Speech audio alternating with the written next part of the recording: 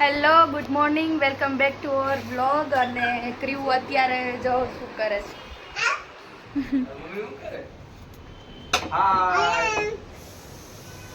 ક્રીવ વાત કરે છે ક્રીવ આજ સવારની વહેલી ઉઠી ગઈ છે ને મને હેરાન કરે છે હે ને ક્રીવ બીજું કાંઈ તો આવડતું નથી ક્રીવને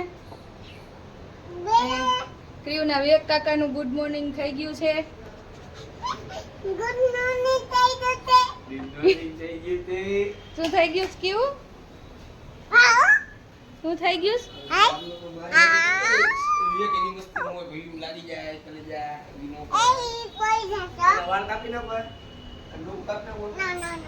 વારમાં અહીંયા પહોંચી ગઈ હે ને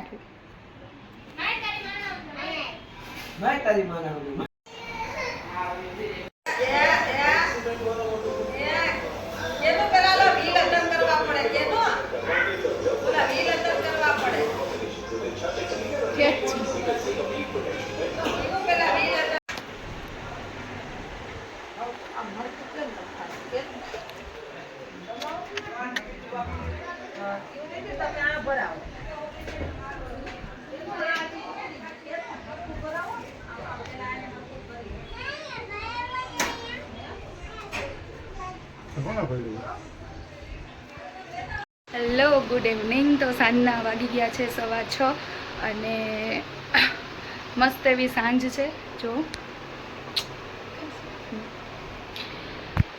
તો ક્રીવને મેં નીચે બેસાડી છે એને મજા નથી તો અત્યારે હું એને લઈ જાઉં છું હોસ્પિટલ તો હું ફટાફટ રેડી થઈ જાઉં તો ચાલો પછી મળીએ કીવો શું છે કીવો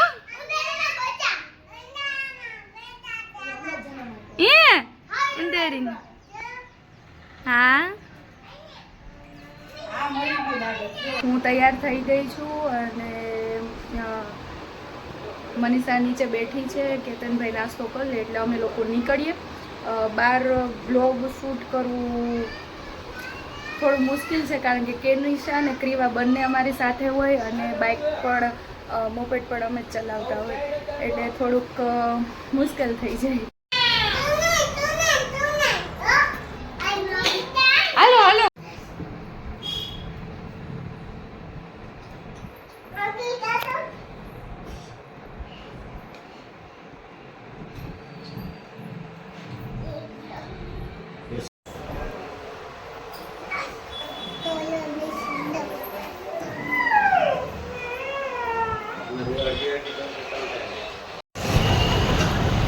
અમારે વડાપાઉં લેવા ઊભા છે કાકી કોને ખાવું વડાપાઉં ખાધું કોઈ દી વડાપાઉં ખાધું જ નથી ખાધું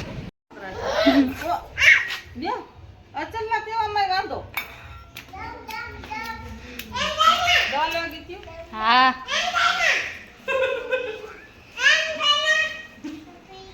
હા ઘરે આવી ગયા છીએ બસ હવે અહીંયા તો શાંતિ રાખો ઘરે ચાલો વડાપાઉં ખાવા તારે ખાવું છે મેં કીધું મોરું તીખું આમાં ચટણીમાં ઓલું કર્યું વડાપાઉંમાં ચટણી અપડેટ આવી છે 15 રૂપિયાના હતા ને વડાપાઉં ત્યારે હું ખાતી તો કેટલાના ખાતી 20 રૂપિયાના 5 વર્ષ પછી અત્યારે 25 થઈ ગયું કારેલા 20ના પછી આ ધાણાભાજી 10ની પછી આ ગુવાર 30નો પછી આ રીંગણા 10ના વટાણા 30ના 10ના મરચા પછી આ 10નું ફ્લાવર 30નું ફ્લાવર પછી 30ના ટમેટા 20ના બટેટા 30ની ડુંગળી 10નો પાવભાજીનો મસાલો અને અમારા બ્લાઉઝ તો આ પાવભાજીનો મસાલો શું કામ લઈ આવ્યા મમ્મી પાવભાજી કરવા ચાલો તો આપણે આજે પાવભાજીની રેસીપી જોશું આમાં મેં અલગથી વટાણા બાફી બાફવા મૂકતા છે, કારણ કે એનો કલર જળવાઈ રહે એટલા માટે થોડીક ચપટી એક ખાંડ નાખી દેવાની, એટલે કલર એનો ગ્રીન જ રહે. અને અહીંયા બહાર બધી હું શાકભાજી સુધારું છું. તો શાકભાજીમાં બટેટા છે, કોબી છે, ફ્લાવર છે, દૂધી, રીંગણું, એવું બધું. દૂધી નથી, રીંગણું નાખશું, એકાદું જ રીંગણું નાખશું. અને આજે ફટાફટ પાઉંભાજી કરવાની છે, એટલે બહુ ઝાઝી શું કહેવાય ક્વોલિટી નહીં કરી, ફટાફટ બધું મિક્સ મસાલા. હમણાં હું તમને આગળ રેસીપી બતાવું કે કેવી રીતના પાઉંભાજી બને. હું હળદર ને મીઠું અને થોડુંક અમથું પાણી નાખીને બધાય શાકભાજીને આપણે બાફી લઈએ. વટાણા હજી ઇન પ્રોસેસ છે. ચાલો, તો અહીંયા મનીષાએ ગ્રેવીનું કામકાજ ચાલુ કરી દીધું છે. આમાં ડુંગળી, ટમેટા, મરચાં, આદુ, લસણ બધું એકમાં. જ્યારે પણ પાઉંભાજી બનાવું ને ત્યારે હું રેસીપી પૂછવા મારા ભાભીને ફોન કરું, તો એ જેમ કે અલગ અલગ એમ કે ફાસ્ટ બનાવી હોય તો આ રીતે કરજો. તો આજે અમે બજારમાં ગયા હતા એટલે અમારે ફાસ્ટ જ બનાવવી પડે, એટલે મેં કીધું જલ્દી સ્પીડી રેસીપી હોય ને એવી આપી દો. તો એને બધી જે રેસીપી કીધી એ આજે હું શેર કરીશ.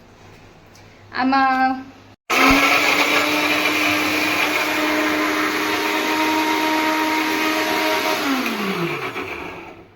લસણવાળી ચટણી કરી નાખી છે, જે ઉપરથી વઘાર પાઉંમાં. અને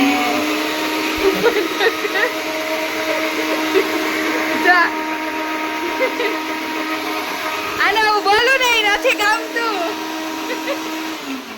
મનીષાને હું બોલું ને, મનીષાને એ નથી ગમતું જો, એટલે ગુર ચાલુ કરી દઈ.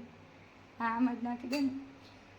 તો હું એમ કહેતી હતી કે પાઉંમાં ને ઉપરથી વઘાર કરવામાં ને ખાવામાં ને લીલી ચટણી મેં અગાઉથી લસણ ને ચટણી ને પાણી ને તેલ ને મીઠું ને રાખી દીધું, જા બધું મિક્સમાં. હવે હું અહીંયા એક કડાઈમાં વઘાર મૂકી દઉં ફટાફટ. પહેલાં આપણું શાકભાજી બફાઈ ગયું કે નહીં જોઈ લઈ. તો આપણું અહીંયા શાકભાજી બફાઈ ગયું છે, એમાં મેં હળદર નાખ્યું હતું.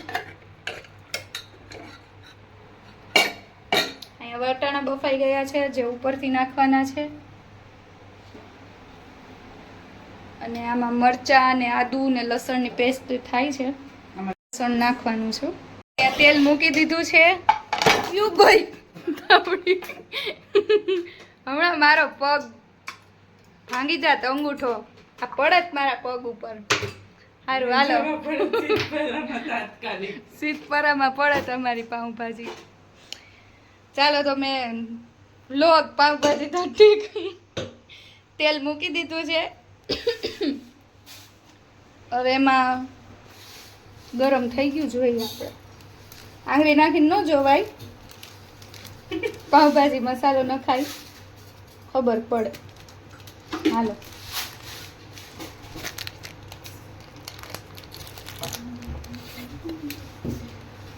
ચાલો તો થોડોક પાઉંભાજી મસાલો,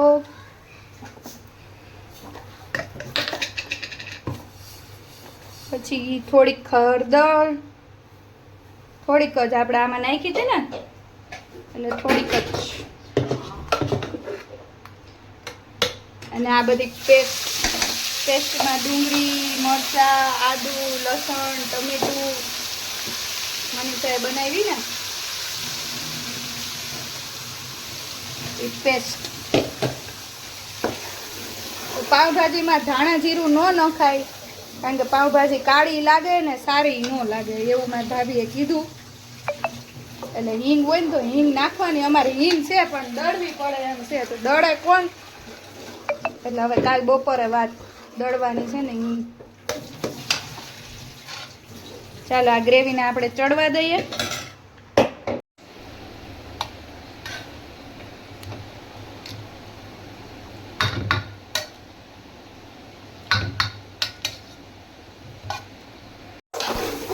ચાલો, તો આ ગ્રેવીમાં તેલ છૂટું પડી ગયું છે. હવે આપણે આમાં મીઠું નથી નાખ્યું, એટલે મીઠું નાખી દઈ અને ચટણી નાખી દઈ. ઓકે,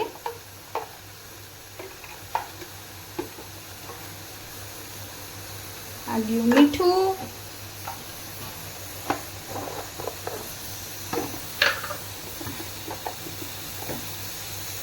આ ગઈ ચટણી.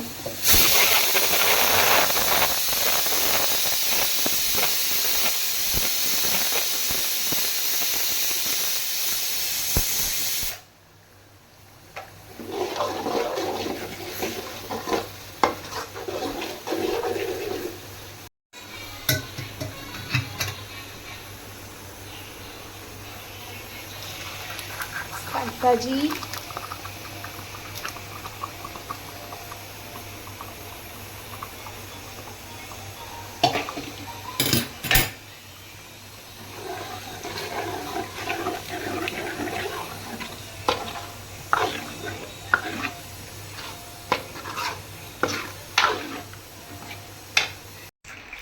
અહીંયા મેં તેલ મૂક્યું છે, એમાં આપણે લસણની ચટણીનો વઘાર કરવાનો છે આમાં ઉપરથી, એટલે ટેસ્ટ સરસ આવે.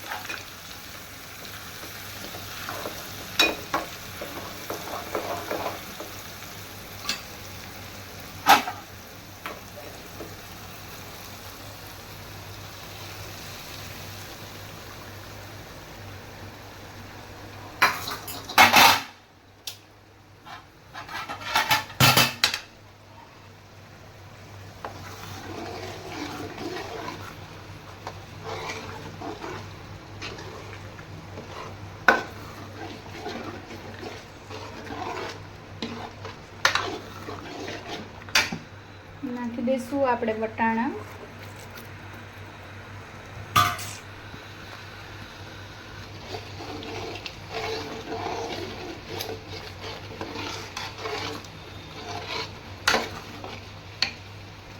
દીધી છે ધાણા ભાજી, કોથમીર કહેવાય.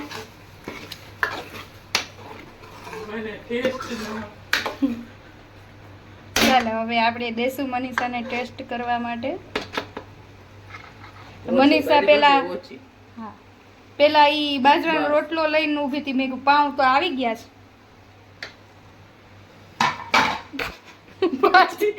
પાછી પડી હે લોઢી, બચી ગઈ છું.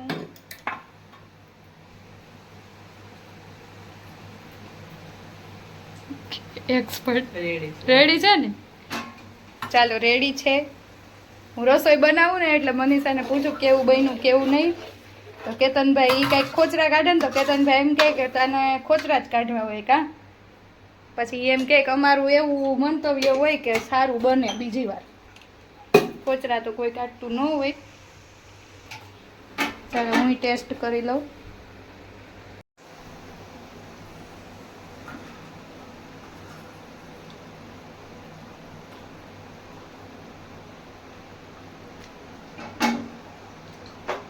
મને પાઉં ઠીક નથી લાગતા મનસા.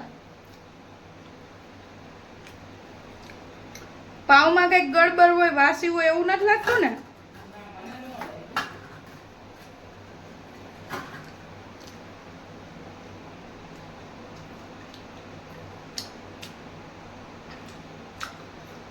સરસ છે. થોડીક વાર હજી આમાં ને આમાં પડી રહે ને એટલે એમાં ટેસ્ટ આમાં આવી જાય. પછી પાવને આપણે મસાલાવાળા ખાવા હશે તો એ રીતના કરશું, અને એમ જ ખાવા હશે તો એ રીતના કરશું. તો અત્યારે બની ગઈ છે અમારી પાઉં ભાજી. હવે બધા આવે ત્યારે કોઈને કેવા ખાવા હોય, મસાલાવાળા પાન ખાવા હોય તો એ રીતે, ને તો પછી ખાલી એમનામ ખાવા હોય તો એ રીતે. તો મેં હમણાં વડાપાઉં ખાધા, એની થોડીક મેમરી શેર કરી દઉં કે જ્યારે એ ભાઈએ ચાલુ કર્યું હતું ત્યારે હું કદાચ 10th સ્ટાન્ડર્ડમાં જ હતી, નહીં કદાચ નહીં 10th સ્ટાન્ડર્ડમાં જ હતી. અને ત્યારે એ ભાઈએ 8 રૂપિયાનું વડાપાઉં ચાલુ કર્યું હતું. બહુ જાજા વર્ષ નથી થયા તો પણ અત્યારે એક વડાપાઉં 25 રૂપિયાનું આવે છે. 5 વર્ષ હું કેશોદમાં નહીં 3 વર્ષ રહી કેશોદમાં, એ પછી અહીંયા આવી પછી 2 વર્ષ થઈ ગયા એટલે 5 વર્ષ થયા. તો 5 વર્ષ ઈ પ્લસ આગળના કોલેજના 3 વર્ષ, એની આગળના 2 વર્ષ, એટલે 3 ને 2 5 ને બીજા આ 5 એટલે 10. તો મેં 10th પૂરું કર્યું એને 10 થી 11 વર્ષ થઈ ગયા, મને નથી ખબર. તો ત્યારે 8 રૂપિયાનું વડાપાઉં આવતું હતું. પણ ત્યારે જે ટેસ્ટ હતો, ત્યારની જે મજા હતી, ટ્યુશનમાં જતા ત્યારે અમે વડાપાઉં ખાતા, એ વડાપાઉં અત્યારે ખાવામાં મજા નથી. આ મનીષાની બેન છે, ત્રણેય. તો હું એને કહું છું કે આપણા ઓલા ખજૂરભાઈ છે ને, ખજૂરભાઈ એણે એક્સપ્લોર કર્યું, ત્યાં કર્ણાટકા ગયા અને ત્યાંથી આદિવાસી તેલનું, તો હું તને નંબર મોકલી એમ કહું છું. એને હેરફોલ બહુ થાય, એને હેરફોલ બહુ થાય છે. આ મનીષાની બેન છે. તો સુવા ટાઈમે કેવું તો ખરા માણસો ગુડ નાઈટ એમ. સ્ટુડન્ટ ને બધાને જો આ બધાય મારા દાંત કાઢે કે 40 સબસ્ક્રાઇબર જ કેમ છે, કેમ વધતા નથી.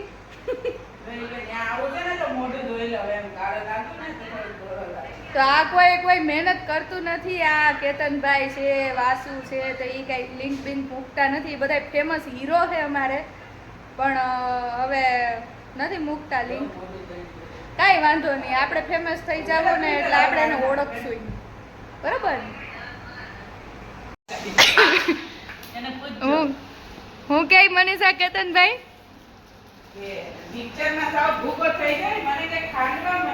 પ્રોટીન પાવડર બનાવવાનો છે ને, એટલે કેતનભાઈ એમ કહે છે કે ખાંડવા માંડે એમ. તો મનીષા કહે કે મિક્સરમાં હું કરી નાખી. કેતનભાઈ એમ કીધું એટલે મિક્સરમાં, એટલે ખાંડવામાં ઝીણું થઈ જાય, પણ મિક્સરમાં છે ને મોટું મોટું થઈ જાય. એટલે એને એક બીમારી થઈ ગઈ છે, ઓલી કઈ છીન ટપાક ડમડમ ની કઈ બીમારી થઈ ગઈ તમને? એને બીમારી થઈ ગઈ છે.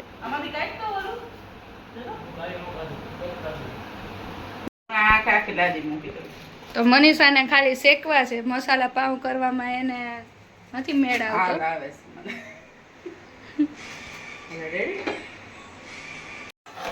મનીષા આમ અમારે એમ કે વેઠ વાળ્યો. મને એમ મેં અહીંયા એમ લીધી ને પાવભાજી થોડીક મસાલા પાવ કરવા, તો કે મને કરજો. તમે અત્યારમાં જમી લેવો.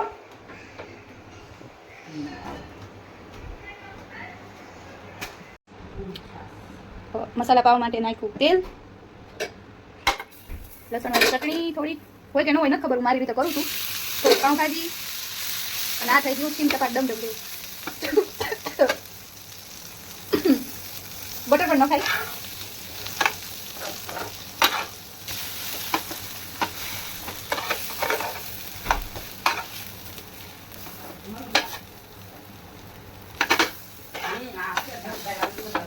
સુગંધ આતી ગઈ ને દાળ. મુંબઈની સ્પેશિયલ ચોપાટી ની આવે. મુંબઈ બહુ યાદ કર્યું નહીં, મેં જાઉં છું. સ્પેશિયલ મસાલા પાવ. બટર હોત ને તો ઓર મજા આવે, પણ ભૂલાઈ ગઈ બટર મંગાવતા.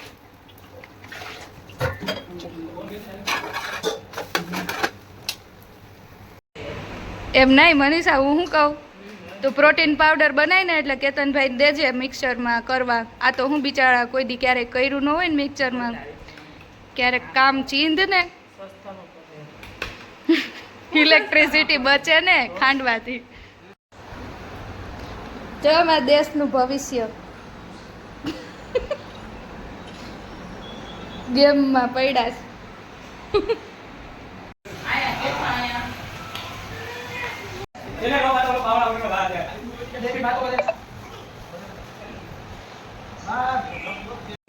Hello, good evening. તો ક્રીવો અત્યારે બહાર ગઈ હતી અને હું રીડિંગ કરતી હતી, તો એ પાછી આવી ગઈ. તો આજનો વ્લોગ આપણે અહીંયા જ પૂરો કરીએ. પણ પૂરો કરતાં પહેલાં જે મારું અધૂરું હતું, જે હું તમને આધુનિક જ્ઞાનની થોડાક અમથા પોઈન્ટ હું આપવાની હતી, તો જે લોકો ઇન્ટરેસ્ટેડ છે એ જોઈ, નહીંતર વિડીયો સ્કીપ કરે. તો આધુનિક ભારત, યસ, આધુનિક ભારતમાં તમે આપણા પરમ પૂજ્ય ગાંધી બાપુને લઈને હાલો ને ભેગા ભેગા, એટલે તમારું આધુનિક ભારત જે છે એ આખું પૂરું થઈ જાય.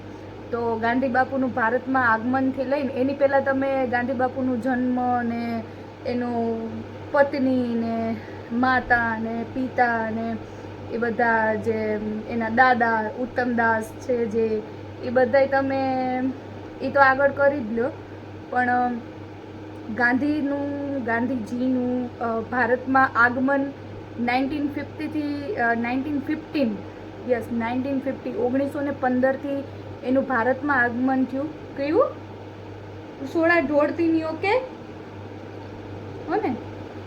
ઓકે ચાલો, તું સાંભળેશ ને, શીખવાનું છે. ઓકે, તો એક વર્ષથી તમે લેતા જાઓ ને, તો ગાંધી બાપુને એક વર્ષથી તમે લઈ લો.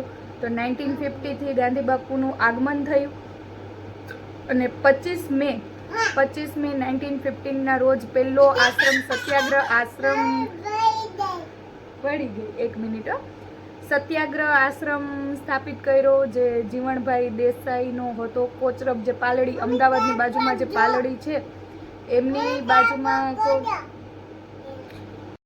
હા, તો થોડુંક કીવું ને ખીજાણી નહીં પણ એને પ્રેમથી સમજાવી, તો હવે એ બેઠી છે.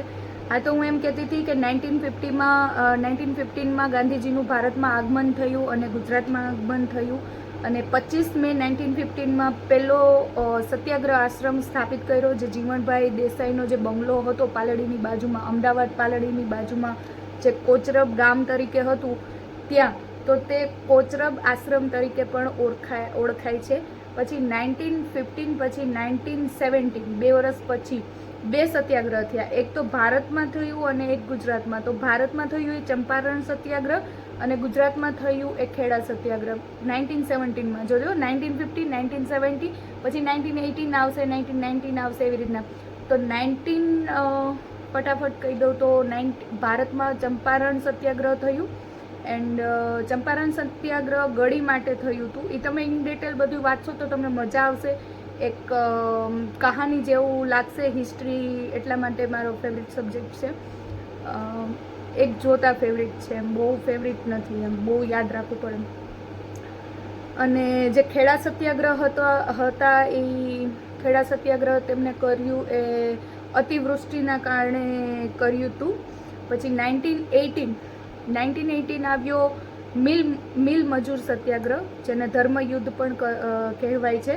પછી જે રોલેટ નામના જે કોઈ હતા, આઈ થિંક પોલીસ ઓફિસર હતા કે એ પણ મારે ચેક કરવું જોશે. તો આ બધા સત્યાગ્રહ કહું છું તો એ શું કામે થયા અને કેવી રીતે થયા એ તમે જાણશો તો તમને વધુ મજા આવશે. હું આમાં કહીશ તો હજી વધુ લાંબો વિડીયો થઈ જશે. અને હા, તો ક્યાં પૂછ્યા તો 1917 પછી 1918 મિલ મજૂર સત્યાગ્રહ એન્ડ આફ્ટર ધેટ 1919 તો 1919 રોલેટ એક્ટ આવ્યો, કારણ કે વાણી વિચાર ઉપર જે કંટ્રોલ થાય એ જે રોલેટ નામના વ્યક્તિ હતા એમણે આ એક્ટ બહાર પાડ્યો કે બાપુને હવે કંટ્રોલ કરવા જોશે, નકર આપણો તો અહીંથી કાઢો જ થવાનો છે. એટલે એના માટે એને વ્યક્તિ ઉપર કંટ્રોલ કરવા માટે રોલેટ એક્ટ લાગુ કરાવ્યો. એન્ડ આફ્ટર ધેટ 1920 અસહકાર આંદોલન થયું. તો અસહકાર આંદોલન શું કામે થયું, કેવી રીતે થયું, એની પાછળ બહુ રસપ્રદ વાત છે. તો એ તમે સર્ચ કરીને જાણી શકો છો, બહુ મજા આવશે. એન્ડ આફ્ટર ધેટ 1922માં કંઈક ચોરી ને એવું થયું હતું, તો એ તમે જાણી લેજો. 1920માં ગુજરાત વિદ્યાપીઠ સ્થાપિત થઈ. 1923માં બોરસદ સત્યાગ્રહ થયું. 1927માં સાયમન કમિશન એન્ડ 1928માં બારડોલી સત્યાગ્રહ થયું, જે સરદાર વલ્લભભાઈ પટેલના આગેવાનીમાં થયું હતું. 1930માં દાંડી યાત્રા, જે 385 કિલોમીટર એને માઇલમાં પૂછાય તો 241 માઇલ કહેવામાં આવે. 12મી માર્ચથી તે દાંડી યાત્રા શરૂ થઈ હતી 1930માં. તો ઠેક 5 એપ્રિલ સુધી તે દાંડી યાત્રા પૂરી થઈ હતી. તો 1930માં પછી 1930 થઈ ગયું, પછી 1930માં ધરાસણા સત્યાગ્રહ આવ્યું એન્ડ લાસ્ટ 1942 હિન્દ છોડો, ઓકે, ક્વિક ઇન્ડિયા મુવમેન્ટ આવ્યું. તો આ 3 મિનિટથી ઉપરનો વિડીયો થઈ ગયો છે. તો ઓકે, આટલું તમે અંદર વાંચો તો આખું દરિયા જેવું છે, પણ અમુક મેન પોઈન્ટ હોય અને જે પ્રશ્ન પૂછાતા હોય એક્ઝામમાં તો તમે એ જાણી શકો છો. અને બસ એક્ઝામ તમે આપો ત્યારે આટલું યાદ હોય તો કદાચ કામ આવે ને કેવું મને. સારું, ચાલો. તો અમારો આ વિડીયો ગમ્યો હોય કે તો જોરથી બોલો, અમારો આ વિડીયો ગમ્યો હોય તો અમારી ચેનલને લાઈક કરો, આમ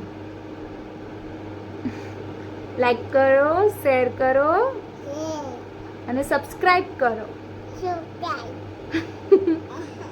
ગુડ નાઇટ, બાય બાય.